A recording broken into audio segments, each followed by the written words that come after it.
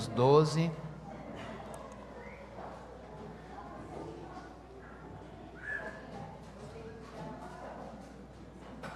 Versículo 3. Nós vamos ler e depois vamos orar. A gente vai ler até o versículo 8. Eu vou pedir para você deixar a sua Bíblia aberta, porque depois nós vamos meditar do 9 até o 21. Muito bem. Diz assim a palavra de Deus. Romanos 12, 3. Porque pela graça que me foi dada, digo a cada um de vocês que não pense de si mesmo além do que convém. Pelo contrário, pense com moderação, segundo a medida da fé que Deus repartiu a cada um.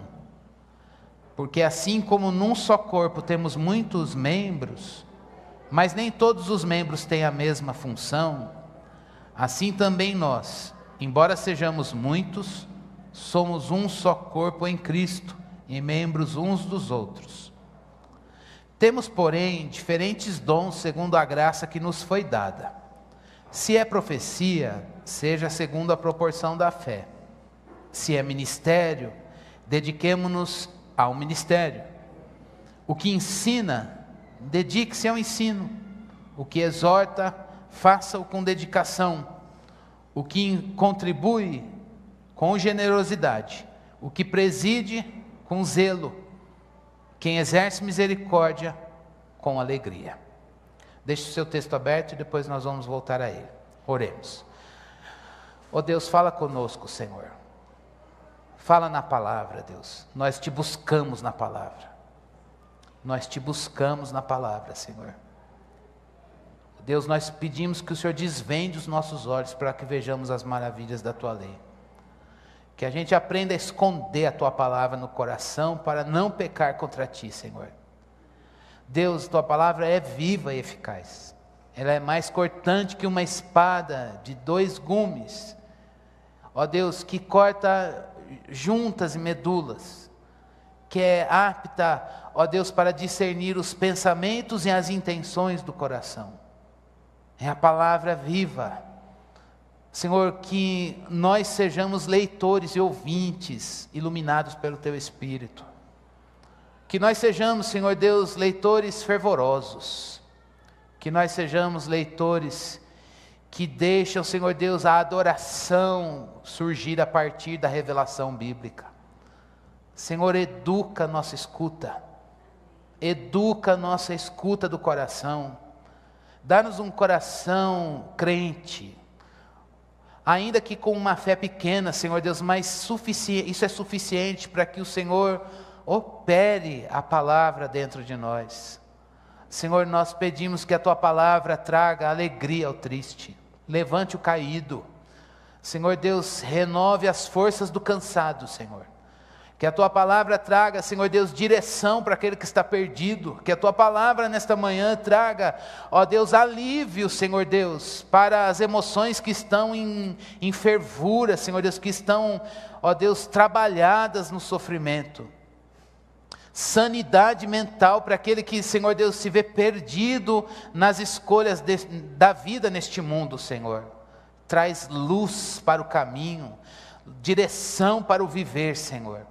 Não nos deixe entregues a nós mesmos, mas que nesta manhã percebamos o Teu pastoreio na nossa vida e no nosso coração. No nome do Teu Filho Jesus nós oramos gratos. Amém. Irmãos, nesta manhã nós vamos ver como Deus chama o seu povo para servi-lo. Você, nós que fomos alcançados pelo Senhor por salvação, Deus nos deu redenção, mas Ele faz da sua igreja uma comunidade que serve, uma comunidade que sabe servir. Esse serviço é ao próprio Deus. Toda pessoa que foi alcançada por salvação serve a Deus. Como é que a gente serve a Deus? A gente já cansou de falar isso aqui. A gente serve a Deus em adoração, a gente serve a Deus em reconhecimento de quem Ele é. Então a adoração a Deus, adorar a Deus é dizer quem Ele é, biblicamente. A adoração faz parte da nossa vida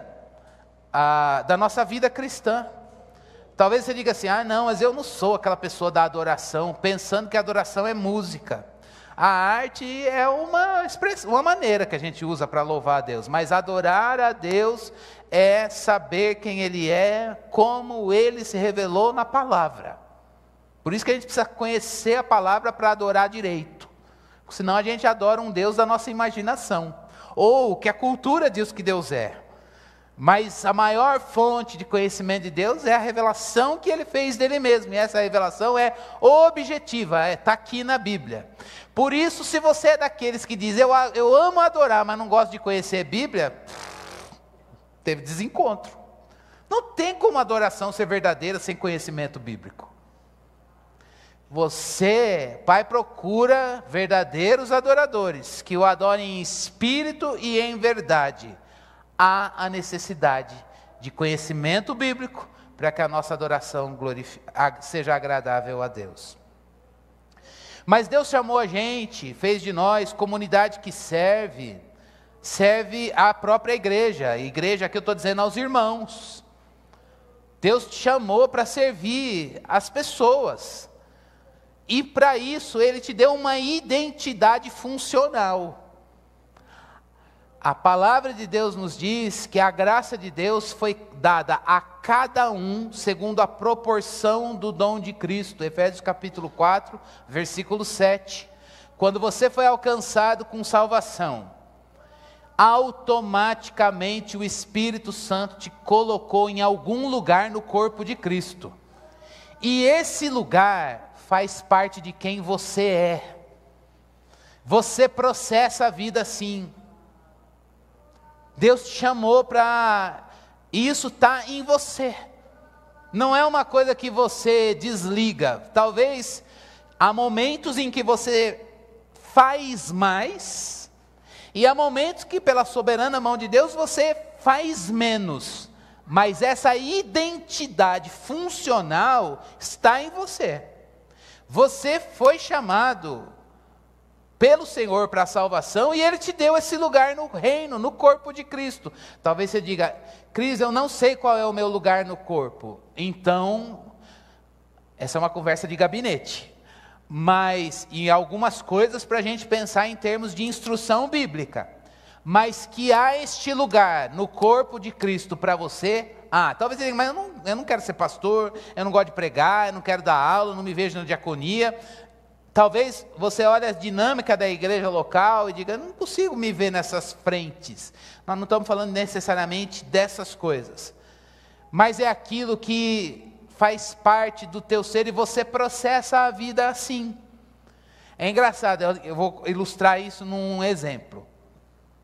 Vocês sabem que eu trabalho na educação, paralelamente ao ministério pastoral.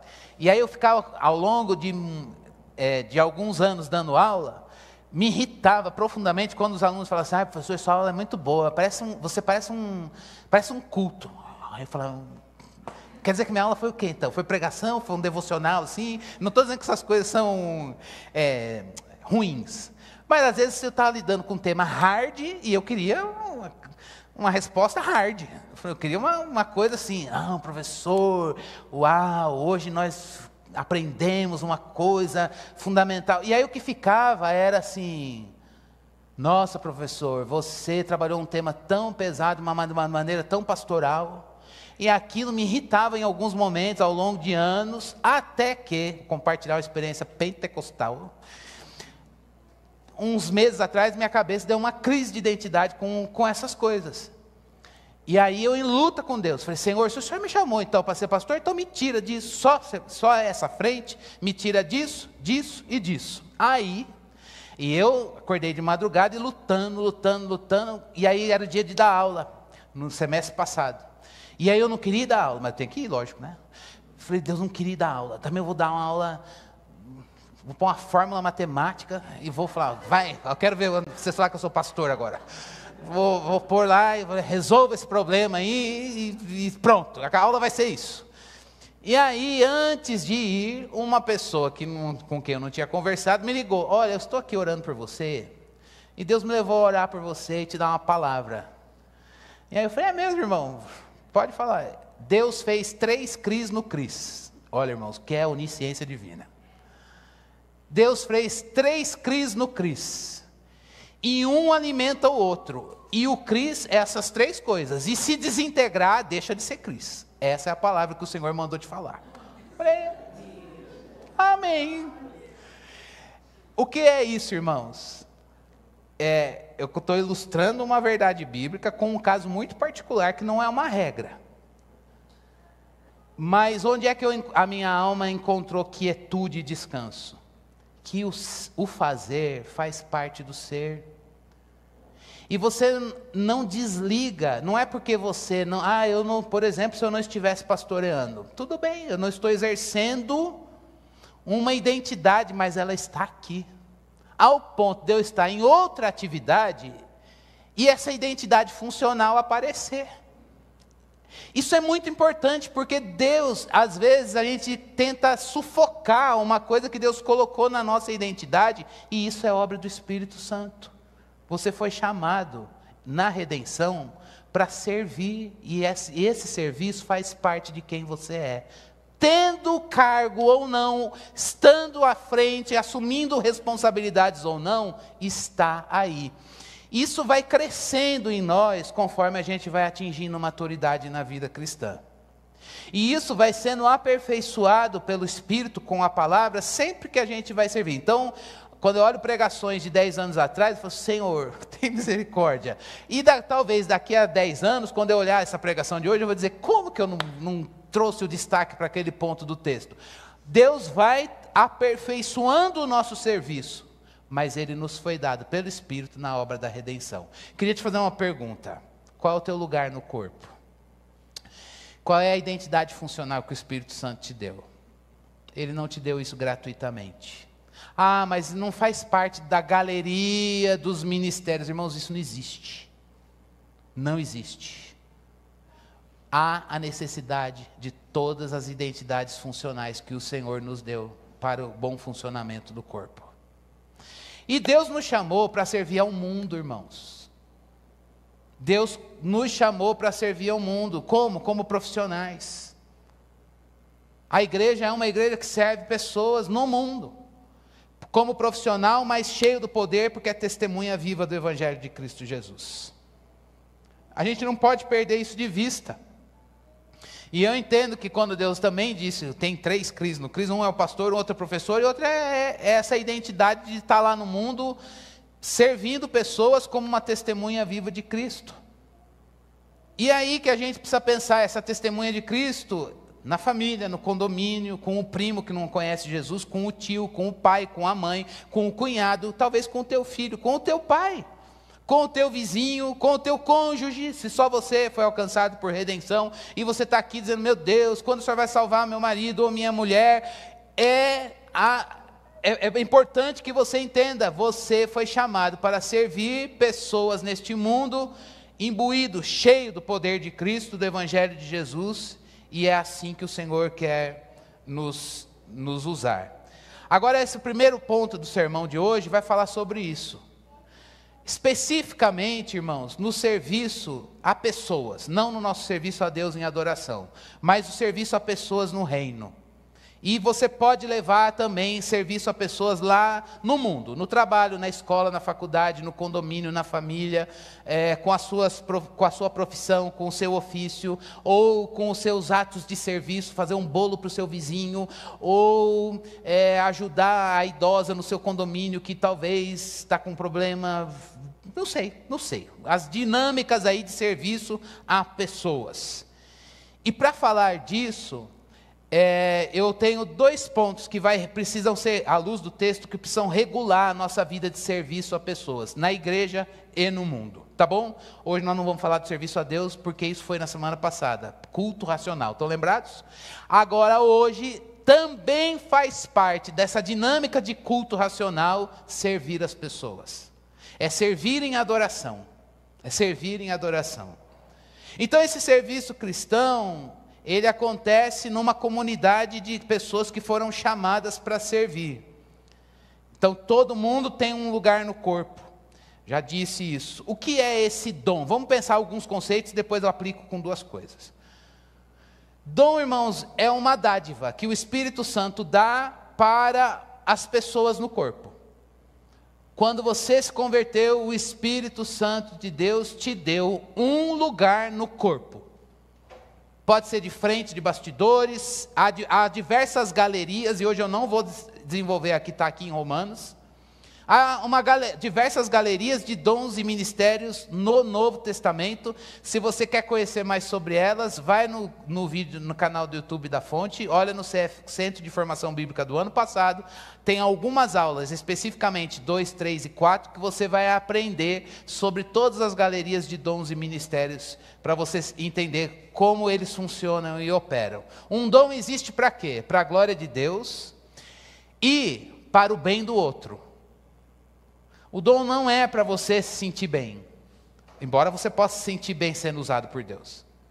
Mas o dom é para alguém receber Jesus e dizer: meu Deus, eu cresci. Uau, Jesus ganhou meu coração. Meu Deus, eu provei o céu. Eu provei Jesus nesse serviço que você fez. Então o dom é uma oferta que você faz, de Jesus para alguém. E é por isso que você precisa saber, você não está dando de você, você está dando de Cristo que está em você. E é por isso que para ser usado por Deus, você precisa estar cheio de Jesus. Porque as pessoas não precisam de você, nem você de mim. Mas eu acredito que enquanto eu prego, eu estou partilhando Jesus. Ele é o pão que alimenta o seu coração e o meu. Da mesma forma, quando você se dispõe a ser usado por Deus, você está partilhando Jesus. Mas Jesus está em mim, por favor, meu irmão, Ele está em você. E você tem Jesus para dar.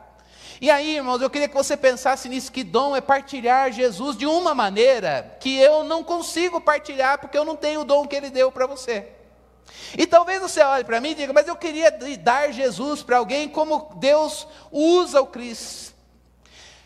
Não há hierarquia de maneiras pelas quais Deus usa, não é um jeito melhor dele usar. Todos nós, com a palavra, com uma atitude, com um ato de serviço, estamos partilhando Jesus, e é isso que abençoa. É Jesus que edifica, é Jesus que corrige, é Jesus que fortalece, e para isso o Espírito de Deus nos deu uma capacidade específica de dar Jesus de uma maneira para outra pessoa que precisa receber.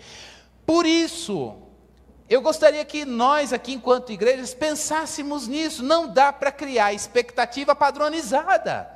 Ah, eu gosto de receber Jesus daquele irmão porque Deus usa ele dessa maneira. Lógico, porque ele tem um dom. Ah, eu queria que aquele irmão fizesse assim, ele não vai fazer. Por quê? Porque ele tem outro dom, meu irmão. Mas ele tem Jesus.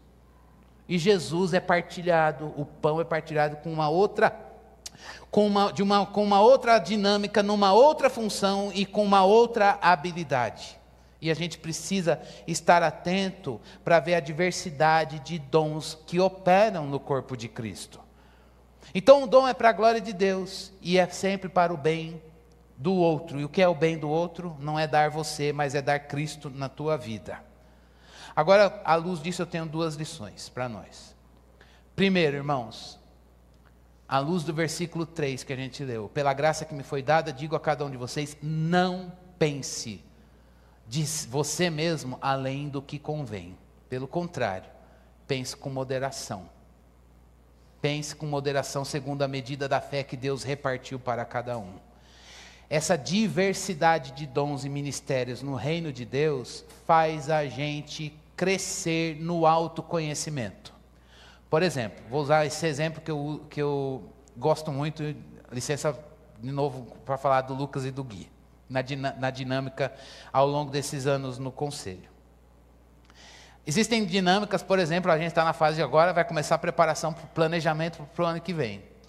Tem coisas que queimam aqui dentro, vou falar uma linguagem bem devocional, queimam aqui dentro, que fervem e eu partilho lá. E eu sei que essas coisas que queimam aqui dentro talvez provoquem, conforme o Espírito de Deus usa, reflexões para fora no Lucas, na perspectiva apologética, reflexões do coração com a mente para fora no Gui, na perspectiva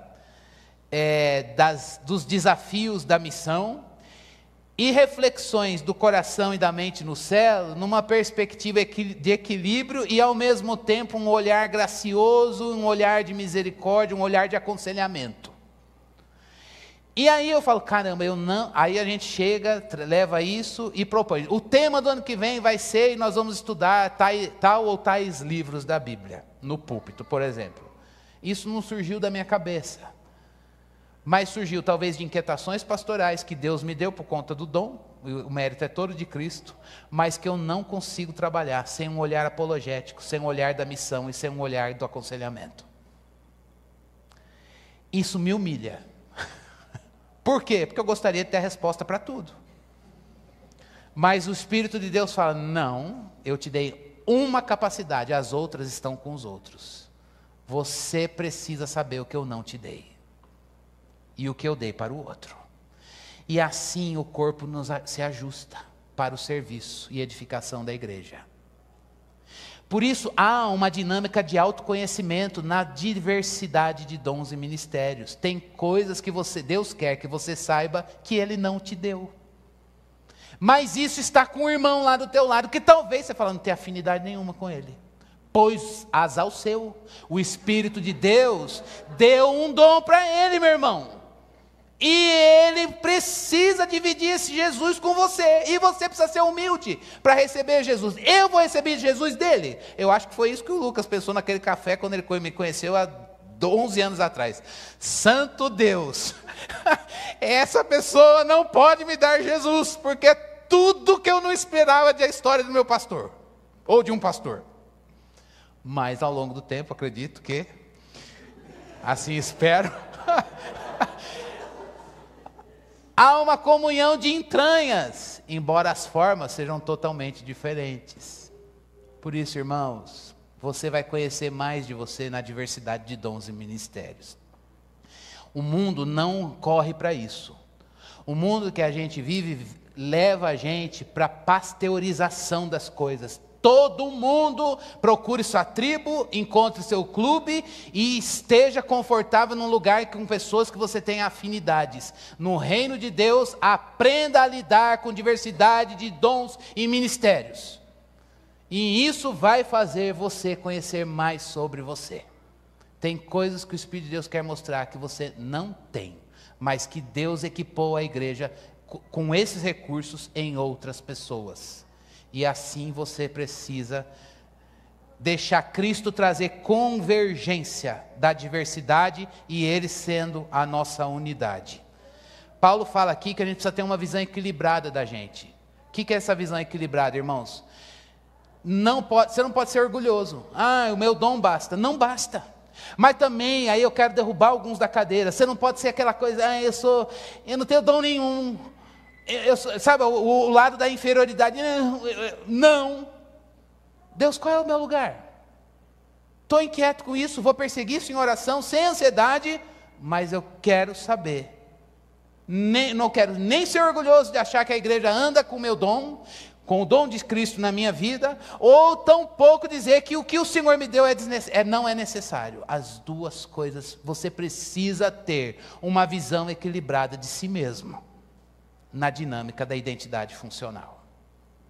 Segunda lição, irmãos, presta atenção, não basta servir. Aí, isso vai para qualquer lugar. Aí eu sirvo na minha casa, como servo ou com orgulho? Se não serve como servo, o serviço não é santo. Não basta fazer, irmãos. Se você vai para o trabalho, e o teu trabalho é de alguém que está extremamente fechado para servir, mas presta o serviço. Olha, o Senhor quer reformar esse ponto no meu coração e no teu. Tem que servir como um servo. Eu não digitei, mas vou pedir para vocês fazerem leitura labial de uma citação que eu vou fazer, da irmã Durvalina. Olha só. Quando a gente escolhe servir, a gente ainda está no comando. Entende o que ela está dizendo? Não, eu quero servir aqui no trabalho. Pode deixar que eu pegue esse setor e vou arrumar. Você está no comando. Decidimos a quem e quando servir. Decidimos a quem e quando servir. Se nós estamos no comando, nós não nos preocupamos sobre alguém pisar em nós. Como assim? Eu organizei o setor, peguei a empresa falida, levantei, coloquei tudo no prumo, agora o cara vem e pisa em mim? Ou quer tomar o meu lugar? Espera aí. Ou seja, você fica indignado quando alguém quer te dominar. Ou o outro quer tomar o teu lugar, você está preocupado com isso. Então, quando você escolhe só servir, geralmente a gente concilia isso com: eu gosto de servir, mas eu gosto de servir comigo, quando eu estou no comando de todas as coisas. Mas quando escolhemos servir como servos, nós abrimos mão do direito de estar no comando. E tem nisso uma grande liberdade. O serviço motivado pelo dever, eu tenho que fazer, eu tenho que entregar, eu tenho que trabalhar para minha família ter sustento. Lógico que esse é um motivo santo. Mas o serviço motivado pelo dever respira a morte. Quando você vê a trama dos homens lá no trabalho, quando você vê a fragilidade dos homens dentro da igreja, ou quando você perceber corrupção em alguma estrutura na dinâmica das relações lá na empresa, você vai falar: não faz sentido eu estar aqui. O serviço que flui do nosso íntimo é vida, é alegria e é paz. A reflexão do Espírito de Deus para mim e para você hoje é o início da semana, irmãos. Amanhã, talvez hoje, você vai lavar a louça do almoço. É um ato de serviço para a tua família. Você vai pôr a roupa na máquina e jogar o sabão e o amaciante. E depois, horrível, né? Pôr para secar. É muito chato isso. É melhor lavar. Eu prefiro lavar banheiro. Pendurar a roupa. Passar então. Para ver a criança usar uma vez e pum, põe no cesto de roupa suja, né? Aí você fala: meu Deus. Meio dia de trabalho para... Ou talvez você vai amanhã presidir alguma coisa lá na empresa para pessoas que não queriam que você estivesse lá. Naquele cargo, naquela posição. Algumas pessoas talvez acham que eles são melhores que você para estarem lá. Nessa posição que Deus te colocou. A pergunta é se você vai servir apenas ou se você vai servir como um servo. Nós fomos alcançados com salvação por um servo sofredor. E ele disse em Mateus 20 que no reino dele, parafraseando o que ele disse, versículos 28, no recheio ali, que no reino de Deus maior é o que serve. Por isso, irmãos, o Espírito de Deus quer soprar no nosso coração nessa manhã um vigor, não apenas para fazer, mas fazer como Jesus fez. Amou os seus que estavam no mundo, amou-os até o fim, pegou água, bacia e toalha, e foi lavar os pés. E disse: vocês compreenderam o que eu fiz? Eu sou o Senhor e fui lavar os pés. Agora vocês devem lavar os pés uns dos outros. A minha oração é que nessa manhã Deus nos devolva para a família, para o trabalho, para a igreja, revitalizados, para que a gente sirva como um servo. E não apenas sirva. Tem diferença de só servir e servir como servo. Que o Espírito de Deus faça os links aí na tua vida. Que o Espírito de Deus faça os ajustes aí. E aqui também. Beleza? Segundo ponto do sermão da pregação de hoje. Versículo 9 até o 21. Mas não vamos ler na tacada. A gente vai comentando e lendo. O que autentica o serviço, irmãos? A pós-graduação. Não. O que autentica o serviço? A titulação acadêmica ou anos de experiência na área. Eu não estou dizendo que essas coisas são ruins. O que autentica que esse serviço é feito de maneira correta, seja no mundo ou na igreja, é o caráter. É o caráter cristão. Então, se você quer um serviço de qualidade, se você quer um serviço que glorifique a Deus e abençoe a vida de alguém, cuide do caráter. O que talvez, irmãos, eu ouvi isso de uma professora uma vez, que ela tinha uma pessoa muito competente na igreja para trabalhar, mas ela era zero de caráter. E ela falou: meu Deus, eu vou ter que deixar um setor da igreja descoberto. descoberto. Porque eu não posso olhar só competência e habilidade. A gente precisa olhar o caráter. Aliás, se você é muito competente, mas zero de caráter, todo o serviço que você faz, ele se esvai. Por quê? Porque o caráter é o ponto que glorifica a Deus naquele serviço. Irmãos, se Deus está colocando isso no texto, não é para cobrar no sentido de trazer peso ou culpa para o teu coração, para o meu.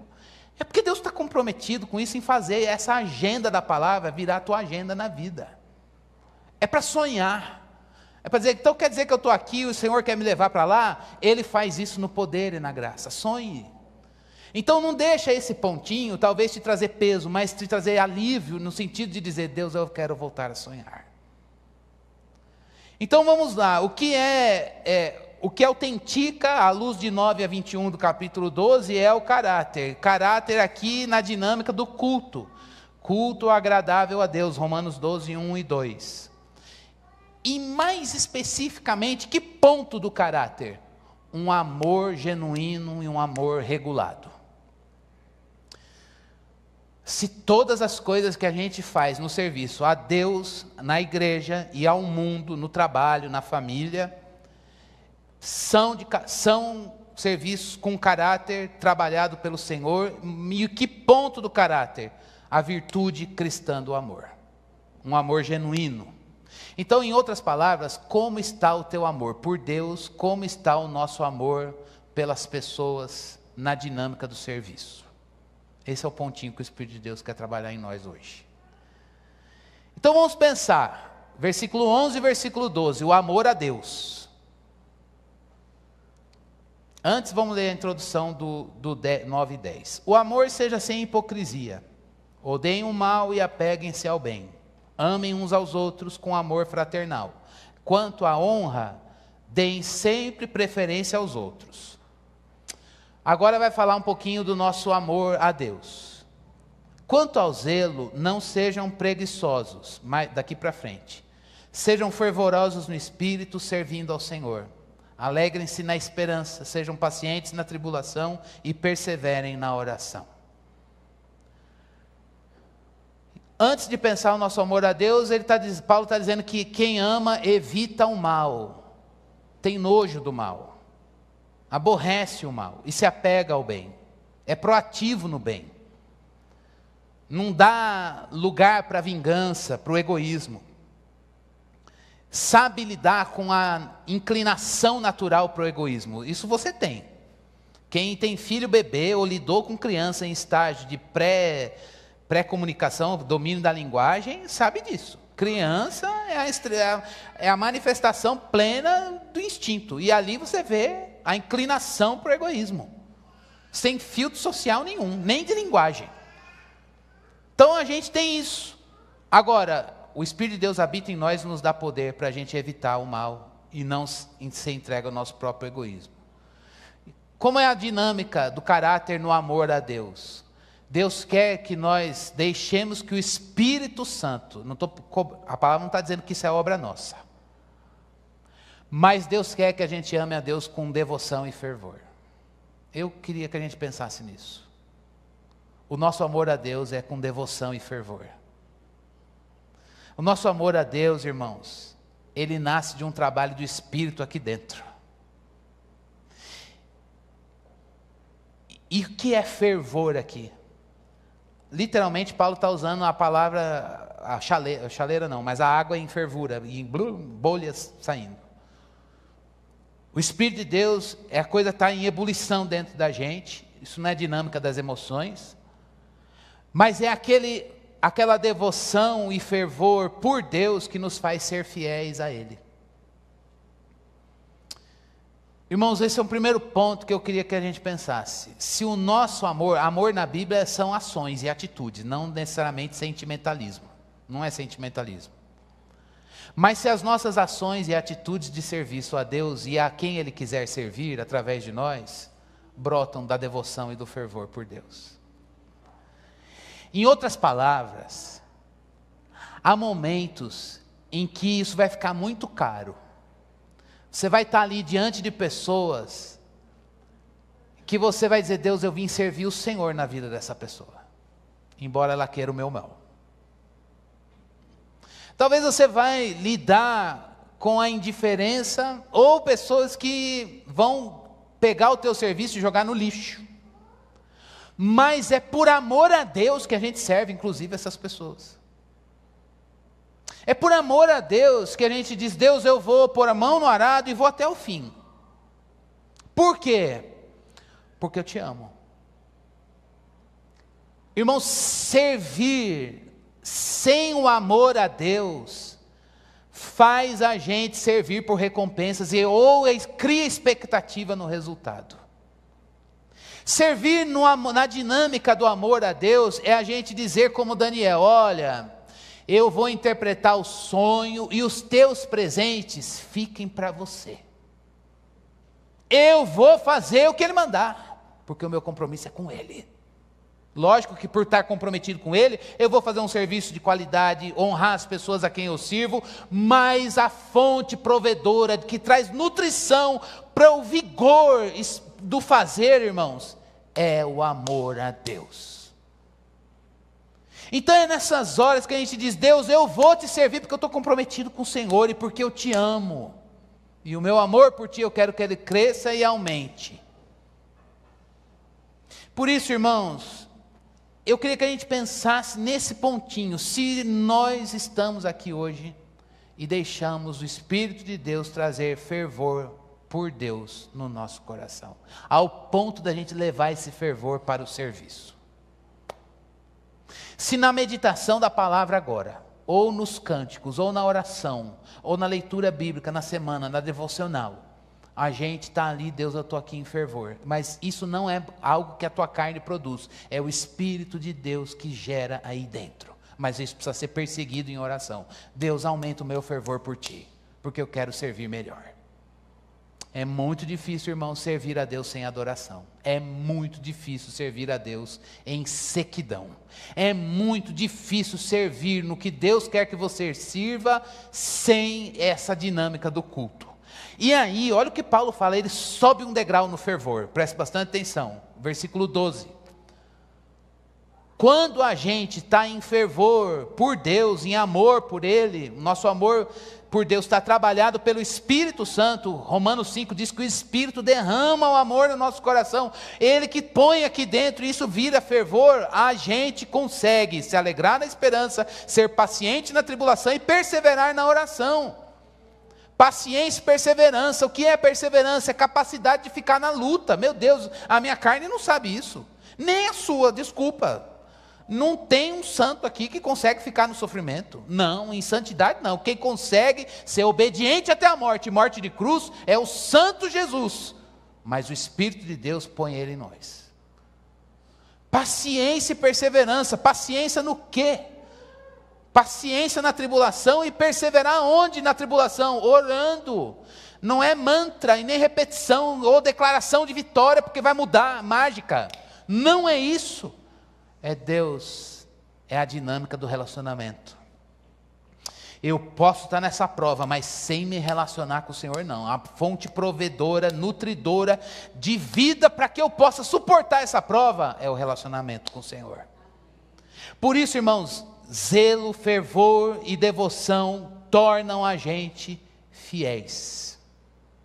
A gente consegue se alegrar na esperança, ser paciente na tribulação e perseverar na oração, porque esse fervor nos faz encontrar no Senhor a fonte provedora de força para a gente suportar. Ainda ontem eu conversava com a Rafa isso. A gente precisa de poder para suportar a luta, porque a nossa carne não sabe sofrer. Irmãos, quando Deus mandar uma prova do tamanho que você fala: não vou enfrentar, não tenho condições de passar esse mar, você tem que pensar nisso. Deus me dá poder para suportar. E Deus vai dar como, irmãos? Poder com adoração. É no poder de Deus. É por isso que quando eu falo de poder e fervor, irmãos, não é uma experiência mística. É algo objetivo. Todo crente precisa disso. Todo crente precisa do poder de Espírito para suportar as duras provas, para passar por essa prova em alegria no Senhor, não em alegria nas circunstâncias, perseverando naquela situação, perseverando em oração e sendo paciente no sofrimento. Isso é a maneira pela qual Jesus Cristo foi para a cruz. Então, na dinâmica do amor a Deus, isso é caráter. Cuide do fervor. E eu queria que a gente pensasse nisso. E eu queria já aplicar isso para nós. Eu acredito que todo mundo que está aqui tem caminhada com Deus. E a gente coloca o tempo do fervor na caminhada no momento inicial. Irmão, Jesus morreu na cruz em fervor. Horas antes ele estava lá no jardim, na presença de Deus. Paulo, quando foi morrer, escreveu, estava para morrer, ele falou, olha, gente, eu combati o combate. Ô Timóteo, traz os livros que eu ainda quero, eu tenho mais para aprender. Portanto, se as marcas da caminhada te deixaram menos fervoroso, ou nos deixou menos fervorosos, hoje é um dia da gente dizer, Espírito de Deus, sopra aqui dentro, porque eu quero fervor para continuar. Irmão, sem fervor o nosso amor a Deus está comprometido. Isso é obra do Espírito. Busque em oração. Desse amor por Deus brota o nosso amor pelo irmão. Isso é serviço de caráter. E aí, duas dinâmicas de pessoas. Versículo 10, 13, 15 e 16. Vamos ler. 10, 13, 15 e 16. Vai acabar, viu? Fica tranquilo. Já. Ajudem a suprir as necessidades dos santos. Pratiquem a hospitalidade. Abençoem aqueles que perseguem vocês. Abençoem e não amaldiçoem. Alegrem-se com os que se alegram e chorem com os que choram. Tenham o mesmo modo de pensar de uns para com os outros. Em vez de serem orgulhosos, sejam solidários com os humildes. Não sejam sábios aos seus próprios olhos. Até aqui. O amor ao nosso próximo na dinâmica dos irmãos da fé. O que é para a gente, ele está dizendo, olha, caráter é amor, e amor pelo irmão significa ser hospitaleiro e socorrê-lo nas necessidades. Hospitalidade no mundo antigo é muito diferente da nossa. As pessoas dependiam de hospitalidade para avançar no Evangelho, não tinha onde dormir, gente. Ou os irmãos davam o lugar, ou as pessoas não conseguiam se deslocar. E a caridade aqui, no sentido mais puro que eu posso usar esse termo, é ajude os de dentro e os de fora. Ajude aquele que não tem condições. Sejamos sensíveis a isso. Essa é a dinâmica do amor ao nosso irmão. A primeira coisa é, eu preciso saber receber pessoas.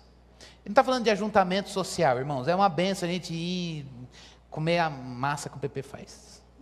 Ou o churrasco que o Adilto fez no último encontro dos homens. Aliás, os homens fizeram para os homens. Ou as iguarias das mulheres no PG. É uma benção. Mas não está falando necessariamente dessas coisas. Preciso fazer uma coisa por ano para receber a galera. Não é isso. Embora possa ser isso. O ponto é a gente saber, eu preciso entender que esse irmão pode participar da minha vida. Esse irmão pode participar da minha vida, da minha mesa. Farta ou não, ele pode participar da minha mesa. E ao mesmo tempo, eu preciso olhar aquele que não tem nada na mesa. Os de dentro e os de fora. Não é possível que eu tenha tanto, ou tenha uma medida abundante, dada por Deus, que eu vou receber isso com gratidão e louvor a Deus e ser indiferente àquele que tem uma mesa vazia. O amor faz a gente ter essas entranhas para a necessidade do nosso próximo, de perto e de longe. Ok? Mas o amor aos irmãos também faz você expressar amor de uma maneira tangível. E aí ele diz, olha, você tem que aprender a se alegrar na alegria do outro.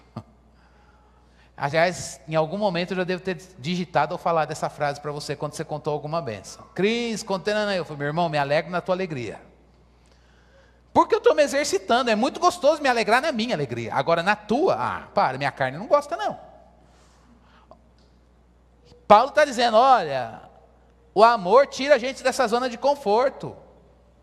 Você precisa ser sensível, o amor de Cristo em nós, ele tira da gente a inveja de você ver Deus dar uma alegria para o outro que talvez você queira tanto, ou Deus não tenha ela para você, e você dizer, meu Deus, eu tenho capacidade de me alegrar numa coisa que Deus nunca vai me dar. Gente, isso é o amor de Deus. Não é demais? É você olhar e dizer, Deus não vai me dar isso, mas não é porque eu sou menosprezado, Ele não me ama. Ele me ama, mas Ele não quer me dar isso, eu não preciso disso.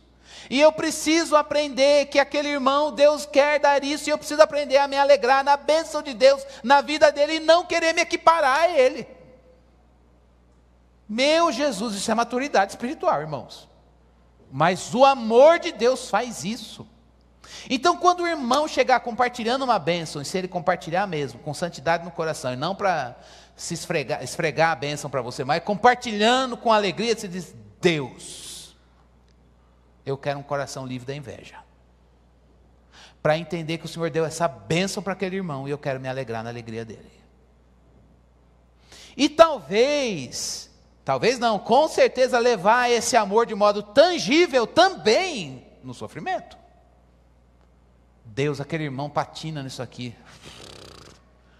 tolinho, como ele é imaturo, porque fica sofrendo com essa lutinha.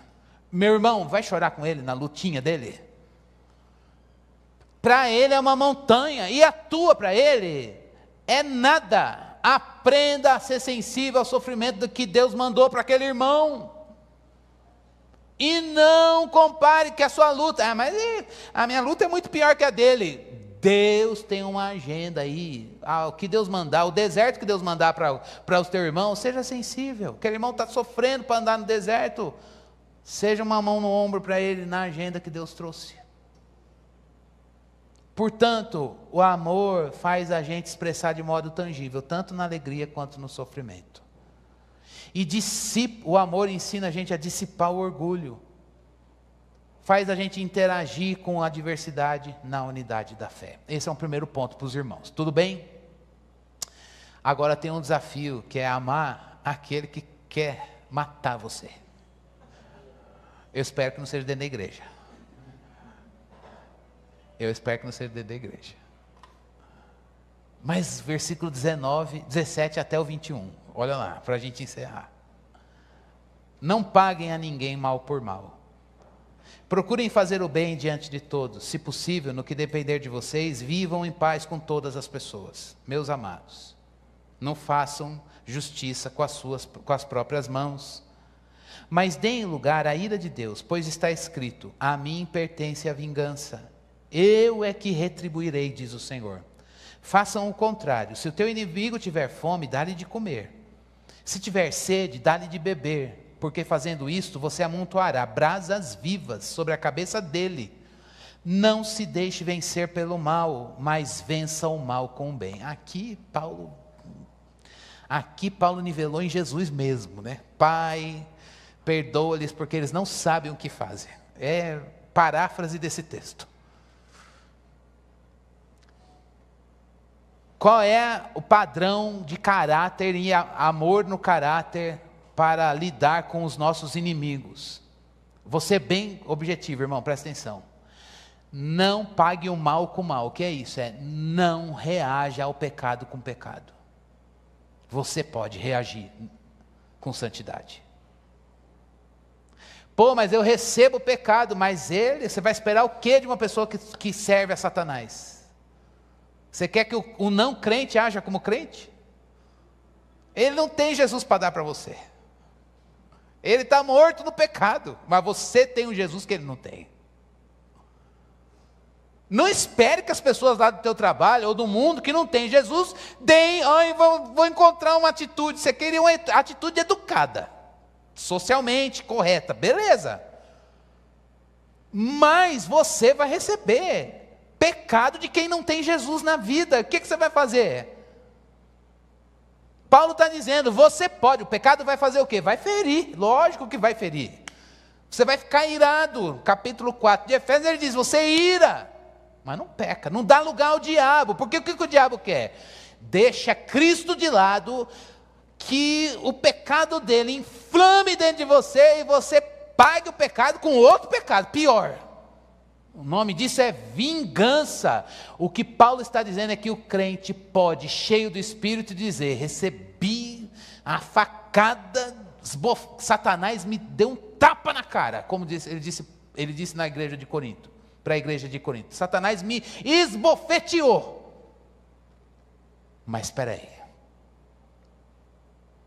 Jesus mora em mim, e o Espírito de Deus precisa estar cheio dele, é transbordante, para que eu possa reagir a esse pecado com a santidade de Jesus.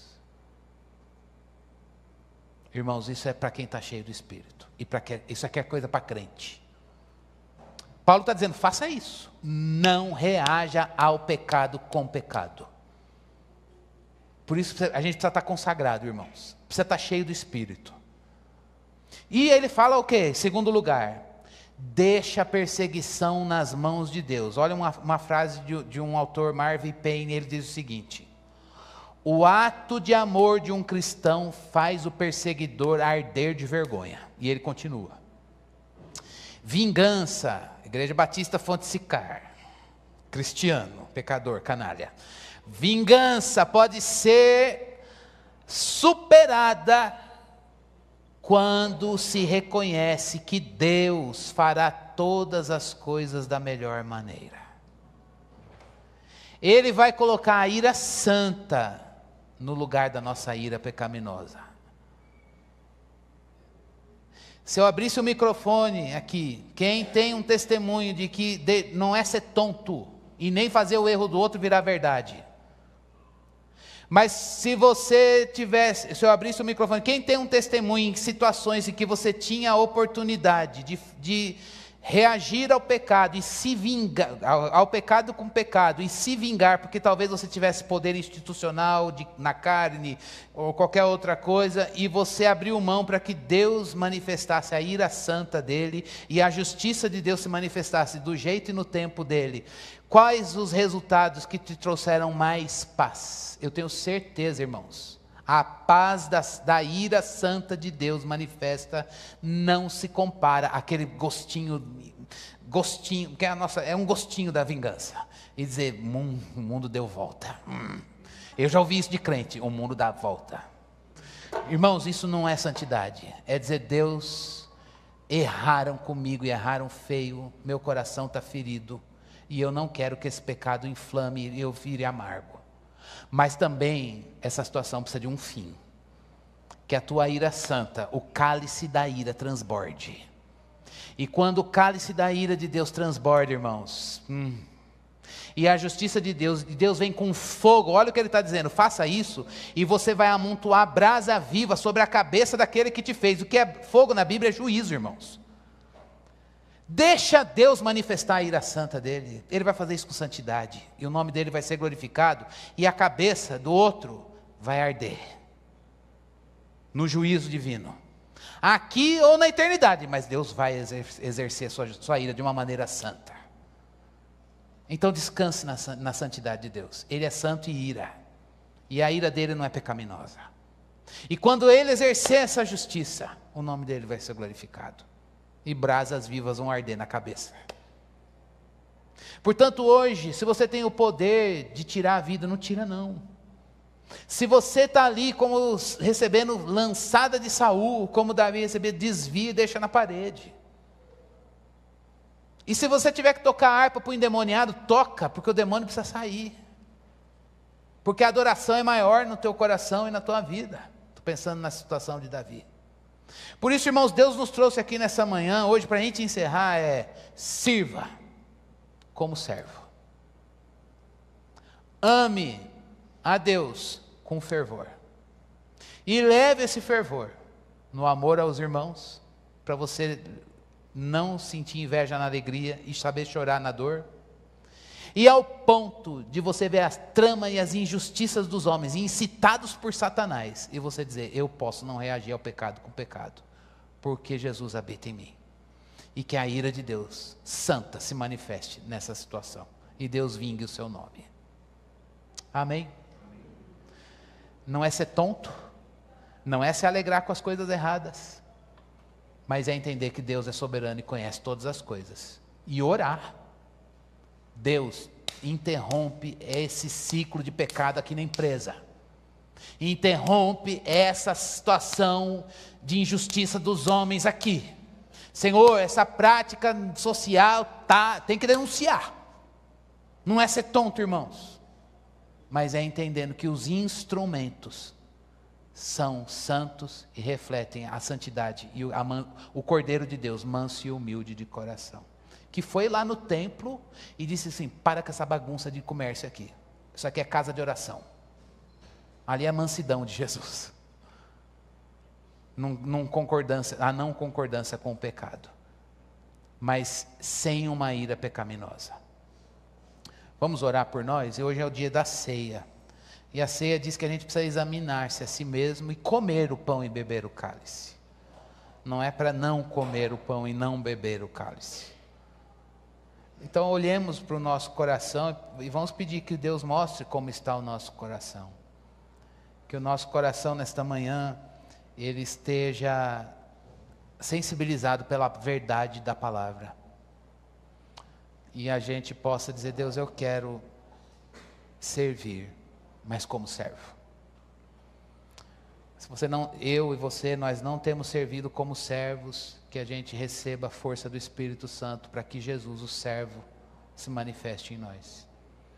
E se você e eu, nós perdemos um serviço com caráter, e o caráter cristão se manifesta em amor e fervor a Deus, e amor e fervor na dinâmica com os irmãos, e até com aqueles nossos inimigos, que a gente nessa manhã receba esse derramamento do Espírito no nosso coração, para que a gente possa amar como o Senhor ama. Deus, tem misericórdia de nós. Nós nos olhamos à luz de um espelho exato, que é a Tua Palavra. Tua Palavra mostra o Teu ser santo, e nós pedimos nesta manhã: Senhor Deus, trabalha em nós, trabalha em nós. Ó Deus, nós clamamos que o Senhor limpe o nosso coração. Nós cantamos isso hoje. Dá-nos um coração disposto, disponível para ser como Jesus. Tu tens o sim do nosso coração, Senhor. Nós cantamos também que queremos água viva jorrando de dentro de nós.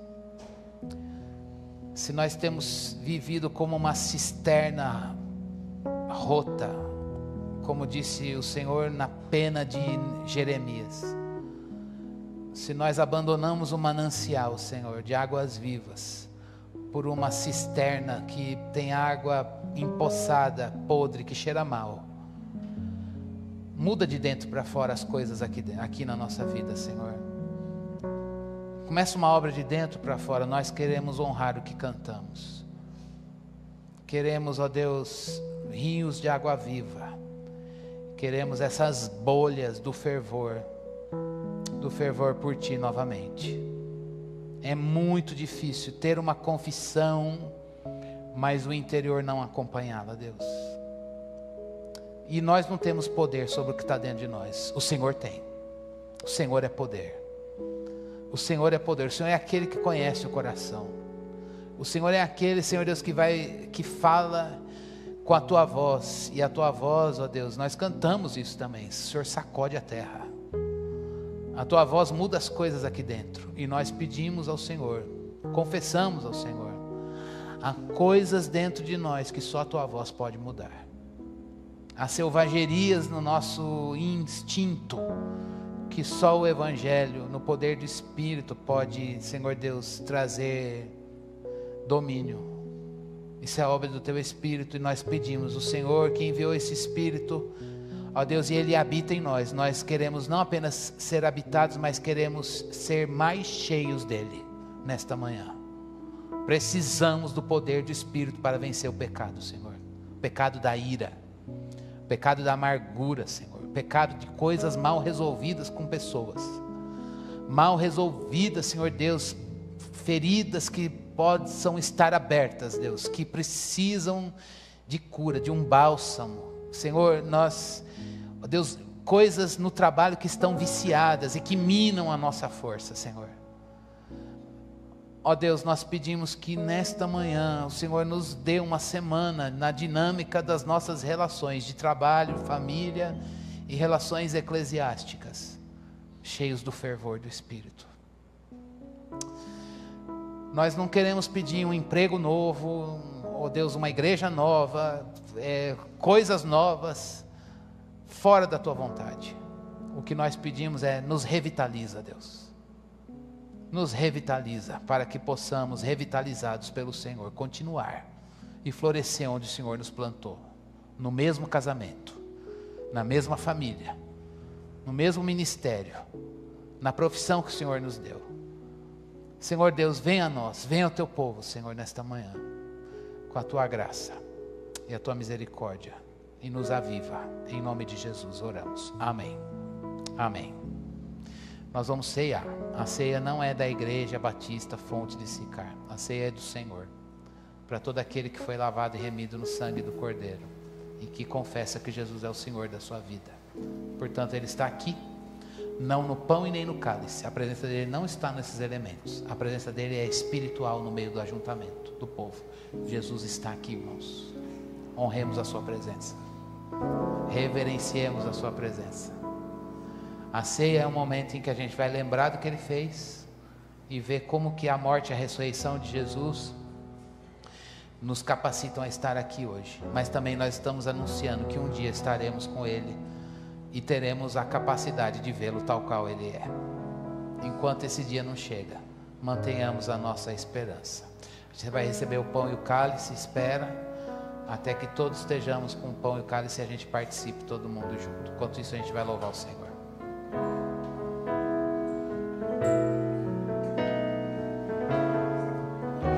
Recebi um novo coração do Pai,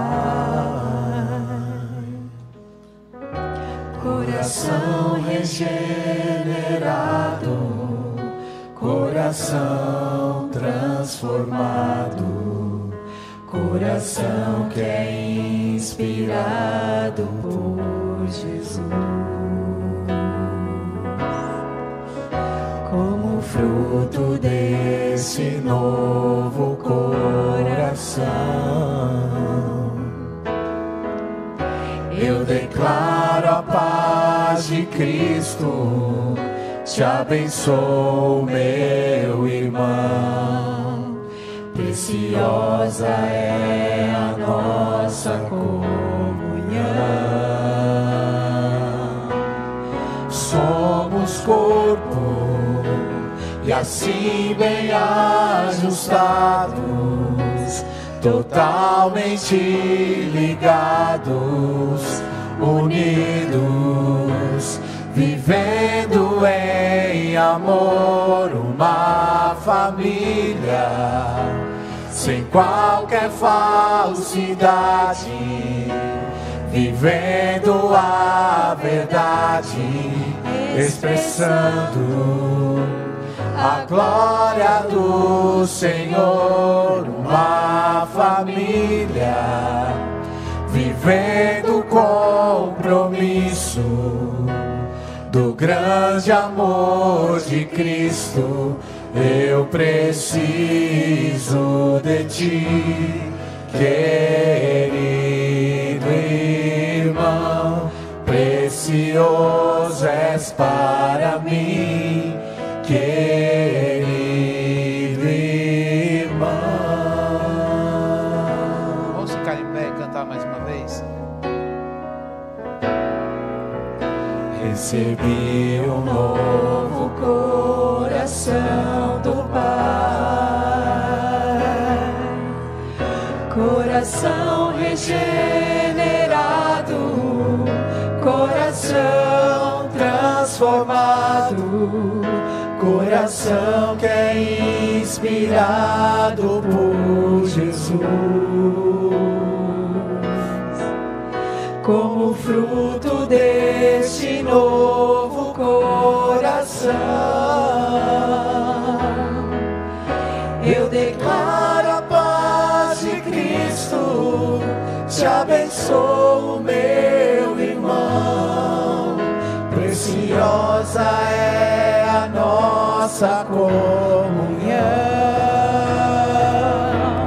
Somos corpo, e assim bem ajustados, totalmente ligados, unidos, vivendo em amor, uma família, sem qualquer falsidade, vivendo a verdade, expressando a glória do Senhor, uma família, vivendo o compromisso do grande amor de Cristo. Eu preciso de ti, querido irmão, precioso és para mim, querido irmão, eu preciso de ti, querido irmão, precioso és para mim, querido irmão. Que bom, né? A gente poder cantar isso à luz dessa meditação da palavra de Deus. Quão sério é isso que a gente cantou. Mas o Espírito derrama amor no nosso coração e faz essa palavra virar verdade. Descansemos no poder do Espírito Santo, irmãos. E que a gente dependa sempre dele. Tem alguém que vai participar e que não recebeu o pão e o cálice? Pode dar um sinalzinho e a gente leva para você. Não? A palavra de Deus diz assim: porque eu recebi do Senhor o que também lhes entreguei, que o Senhor Jesus, na noite em que foi traído, pegou um pão, e tendo dado graças, o partiu e disse: isto é o meu corpo, que é dado por vocês, façam isso em memória de mim. Do mesmo modo, depois da ceia, pegou também o cálice, dizendo: este cálice é a nova aliança no meu sangue, e façam isso todas as vezes que o beberem em memória de mim. Porque todas as vezes que comerem este pão e beberem o cálice, vocês anunciam a morte do Senhor até que ele venha. Nós vamos comer esse pão e beber este cálice. Estes elementos, eles estão aqui destinados para uma finalidade, para a ceia do Senhor, dedicados para isso. Nós vamos orar consagrando o pão e o cálice e depois participar. Senhor, nós agradecemos pelo pão e pelo cálice. Jesus pegou um pão e tomou também um cálice. E nós dedicamos este pão e este cálice para uma finalidade, a ceia do Senhor. Não sem propósito, nem sem discernir o corpo e o sangue do Senhor. Também sabemos que este pão não é a tua carne e este cálice não é o teu sangue. Eles representam a tua carne e o teu sangue. Tua presença está aqui, Senhor. Ela é espiritual e ambulante no meio do ajuntamento do teu povo. E nós reverenciamos a tua presença, honramos a tua presença aqui. E gratos por participar de uma mesa que o Senhor nos convidou. Muito obrigado por essa oportunidade. É no nome, ó Deus, do teu Filho que nós oramos e agradecemos. Amém. Podemos comer o pão e beber o cálice.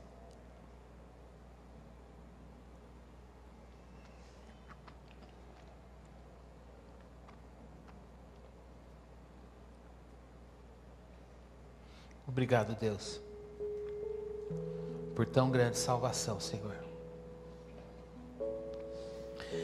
Muito obrigado, Deus, pela bênção de ter um coração regenerado, livre de nós mesmos, Senhor. Deus, no pecado, nosso coração, ele é imerso na inveja, na cobiça, na vanglória, no orgulho, na soberba. Mas quando nós fomos alcançados por Jesus, nós recebemos um coração novo, do Cordeiro de Deus, manso e humilde de coração. Meu Deus, que alegria, que libertação, que salvação, Senhor. Mas o tentador nos atrai, Senhor, para o orgulho, para a soberba, para a inveja, para a cobiça. E nessa manhã nós clamamos o poder do Espírito para resistir o tentador, Senhor. E para suportar, Senhor, as tentações. e para nos desviarmos das ciladas do diabo. E resistir, Senhor Deus, resistir, ó Deus, e não nos entregarmos às paixões que estão presentes na nossa carne. Fortalece-nos, Deus, no Senhor e na força do seu poder nesta manhã.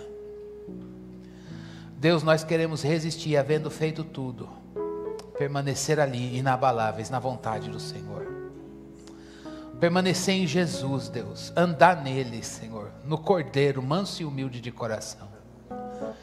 Que haja discernimento, Senhor, na vida do teu povo, em todos nós, de perceber como o diabo tem usado pessoas, de longe e de perto, circunstâncias, para fazer a gente, Senhor Deus, dar lugar, Senhor Deus, à ira, a uma ira suja, pecaminosa, não é a tua ira santa.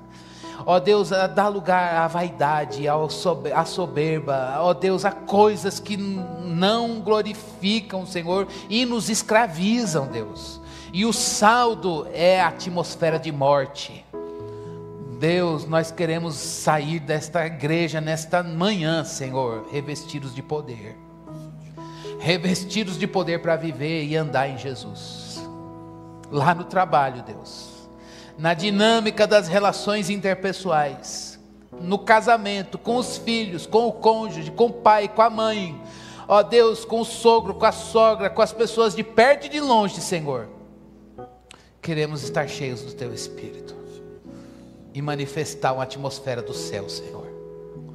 Ó Deus, nós pedimos essa intervenção do Senhor no nome do teu Filho Jesus. Amém.